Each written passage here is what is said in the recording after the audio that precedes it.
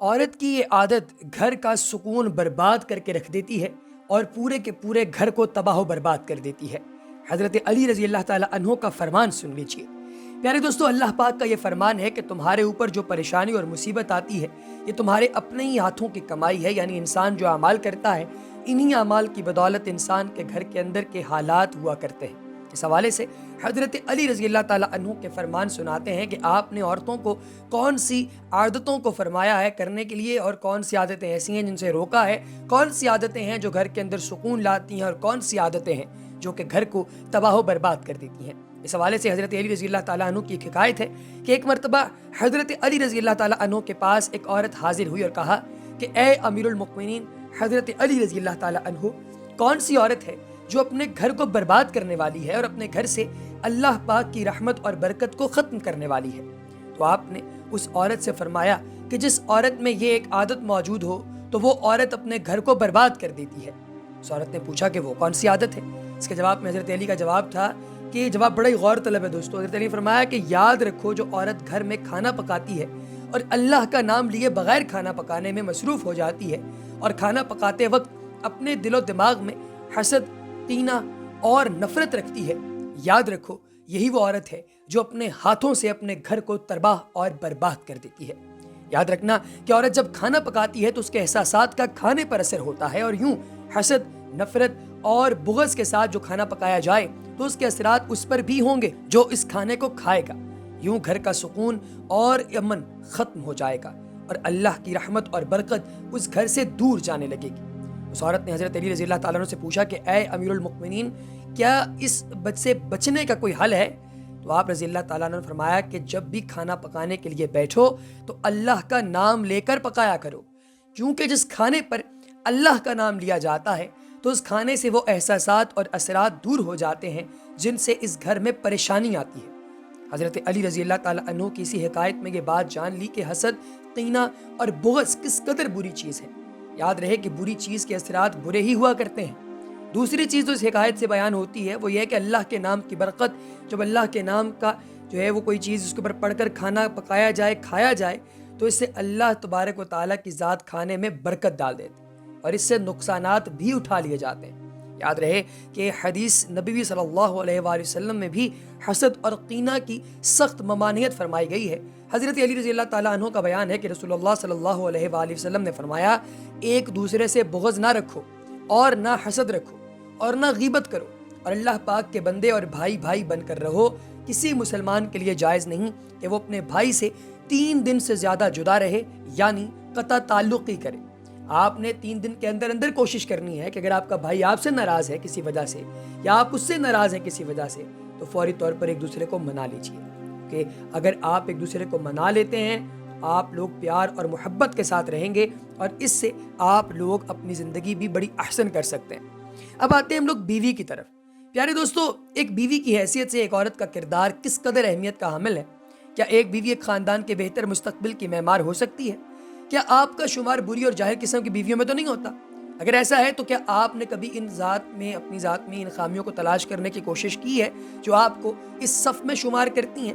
کیا آپ ان خامیوں کو دور کر کے خود کو ایک بہتر خاتون، بیوی اور ماں ثابت کر سکتی ہیں؟ کون سی نشانیاں ایسی ہیں کہ اگر یہ آپ کو اپنی بیوی میں نظر آئیں تو آپ فوری طور پر دوسری شادی کر لیں؟ دوستو، اگر آپ لوگ یہ دیکھیں کہ آپ کی بیوی میں یہ نشانیاں ہیں تو ان سے معذرت کر لیں، کیونکہ وہ آپ کے گھر کا سکون تو تباہ کر ہی رہی ہیں، آپ کی زندگی بھی برباد کر دیں گے، لہٰذا فوری طور پہ دوسری شادی کر لینی چاہیے۔ تو میں نشانیاں اب آپ لوگوں کے سامنے بیان کرنا شروع کر رہا ہوں، ذرا غور سے سنیے گا۔ پہلی نشانی وہ یہ ہے کہ شوہر کے رشتہ داروں سے نفرت کرنا۔ ایک جاہل بیوی ہمیشہ اپنے شوہر کے رشتہ داروں سے نفرت کرتی ہے اور ان کے ساتھ گھل مل کر رہنے کے بجائے ایک مناسب فاصلہ برقرار رکھنے کی کوشش کرتی ہے۔ شوہر کے ماں باپ اور بہن بھائیوں کے ساتھ کبھی بھی خوش دلی سے پیش نہیں آتی اور معمولی باتوں پر سسرالیوں سے لڑ جھگڑ کر گھر میں تناؤ کی کیفیت پیدا کر لیتی ہے۔ دوسری نشانی، شوہر کو اہمیت نہ دینا۔ جاہل بیوی کی ایک نشانی یہ بھی ہے کہ وہ کبھی بھی شوہر کو وہ اہمیت نہیں دیتی جس کا وہ حقدار ہے۔ ایسی اکثر بیویاں شوہر کو محض پیسہ کمانے کی مشین سمجھتی ہیں اور شوہر کی بجائے اس کی آمدنی پر زیادہ توجہ مرکوز رکھتی ہیں۔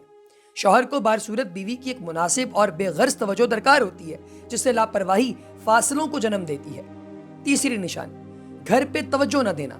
جہالت کی ایک نشانی اپنے گھر پر توجہ نہ دینا بھی ہے۔ ایسی بیوی گھریلو معاملات سے لاپرواہ سی نظر آتی ہے، حتیٰ کہ گھر کے ضروری کام کاج اور اہم معاملات بھی جو ایک عورت ہی کی توجہ کے متقاضی ہوتے ہیں ادھورے پن کا شکار نظر آتے ہیں۔ ایسی خاتون کا گھر صفائی ستھرائی سے عاری نظر آتا ہے۔ یہ ماحول آہستہ آہستہ گھر کے افراد کے رویوں میں بھی رچ بس جاتا ہے اور معیار زندگی کو زوال کا شکار بنا دیتا ہے۔ چوتھی چیز، بچوں پر توجہ نہ دینا اور ایک جاہل اور لاپرواہ بیوی جو ہوتی ہے وہ گھر کے ساتھ ساتھ بچوں کے معاملات میں بھی بے توجہی برتتی ہے۔ نہ تو خود زندگی کے درست طریقوں سے آشنا ہوتی ہے، نہ اسے ان چیزوں کا پتہ ہوتا ہے، اور وہ اپنے گھر کا بھی بیڑا غرق کر رہی ہوتی ہے۔ اس ماحول میں پلنے والے بچے کبھی بھی زندگی کی صحیح اقدار سے آگاہ نہیں ہو پاتے، کیونکہ بہرحال ایک بچے کی پہلی درسگاہ ماں کی گود ہی ہوتی ہے۔ بچوں کے معاملے میں اس فرض ایک کوتاہی میاں بیوی کے درمیان شکوے شکایتوں کی دیوار کھڑی کر دیتی ہے۔ پھر آتی ہے وقت کی پابندی نہ کرنے کی عادت۔ جاہل بیوی کو وقت کی اہمیت کا قطعاً ادراک نہیں ہوتا۔ اس کے بچے اسکول اور شوہر آفس ہمیشہ لیٹ پہنچتے ہیں۔ ناشتہ، لنچ یا ڈنر وغیرہ کے کوئی اوقات مقرر نہیں ہوتے۔ اس خاتون کے افراد خانہ کے مزاج میں چڑچڑے پن کو جنم ملتا ہے اور گھر کے پرسکون ماحول کو بدنظمی میں کنورٹ ہوتا ہوا آپ اپنی نظروں سے دیکھتے ہیں۔ اسی طرح سے چھٹی نشانی ہے کہ شوہر سے بدزبانی کرے۔ معمولی لڑائی جھگڑوں میں بعض اوقات مصلحتاً خاموشی اختیار کر لینا اور غلطیوں کو اگنور کر دینا گھریلو ماحول پر نہایت اچھے اثرات مرتب کرتا ہے، مگر ایک جاہل بیوی ان خصوصیات سے ناآشنا ہوتی ہے۔ معمولی باتوں پر بحث و تکرار اور پھر بدزبانی پر اتر آتی ہے۔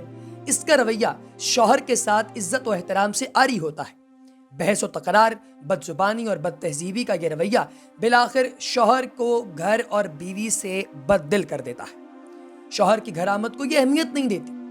میرے دوستو، جتنی میری بہنیں اس وقت یہ ویڈیو سن رہی ہیں، آپ سے میری گزارش ہے کہ ایک لمحے کے لیے ذرا یہ تصور کیجئے کہ آپ ایک شوہر ہیں جو اپنے کام سے تھکا ہارا بھوکا پیاسا واپس آیا، اور آپ کی بیوی نے نہ تو آپ کی آمد ہی کو اہمیت دی، نہ آپ کے ہاتھوں میں پانی کا گلاس تھمایا اور نہ کھانے کا پوچھا۔